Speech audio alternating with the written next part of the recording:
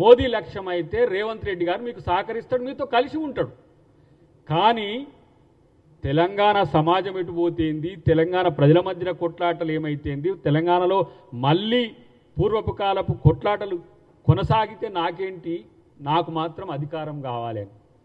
Same west బెంగాల్లో ఇప్పుడు ఎట్లా జరుగుతుందో ఇలాంటి రాజనీతి, రాజ్యాంగ ధర్మం ఎట్లయితుంది? కనీసము కించిత్ ఆలోచించేటోళ్ళకైనా మీకు ప్రజాస్వామ్యయుత వాతావరణం ఉండడము ఇష్టం లేదు, ప్రజల మధ్యన వైరుధ్యాలు నిరంతరం కొనసాగాలి, మీరు గెలవాలి, ప్రజలు ఓడాలి. ఇది మాత్రం రాజ్యాంగం చెప్పలే. మోదీ గారికైనా, పవన్ కళ్యాణ్ గారికైనా, ఇంకెవరికైనా. ప్రభుత్వంగా ఒక ప్రభుత్వ విప్పుగా నేను ఎందుకు ఈ పత్రికా సమావేశం లేకపోతే మీడియా సమావేశం పెట్టాల్సి వచ్చింది?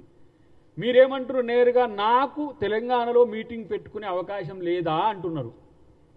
అంటే ప్రజలు కొట్లాడుకుంటట్టు నేను ప్రెస్ మీట్లు పెట్టుకుంటా, మీటింగ్లు పెట్టుకుంటా, కానీ నాకు పర్మిషన్ ఇవ్వాలి ప్రభుత్వం అని అంటున్నారు.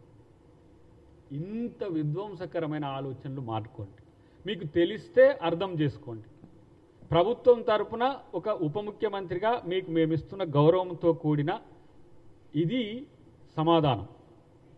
దీన్ని మరింత రాజకీయం చేయాలనే ఒక ఆలోచనతో మీ ఇంటర్నల్గా ఉంటే అది మీకు నష్టం తప్పితే మాకు కాదు. మీకు పర్మిషన్స్ ఎందుకు? మంచి ఉద్దేశాలతో పెడితే ఎందుకు ఇవ్వరు? ఒక ప్రజాసేవ కోసం నాయకుడు నేను వారాయి అని పెట్టి మన కొండగట్టు కాంచి బస్ యాత్ర చేస్తా అంటే పర్మిషన్ ఇవ్వలేదా నీకు? లేదు, నా అభిమానులను కలుసుకుంటా, నేను అట్లా చేస్తా, ఇట్లా చేస్తా, నేను తెలంగాణ ప్రజలకు సేవ చేస్తా అంటే నీకు పర్మిషన్స్ ఇవ్వలేదా?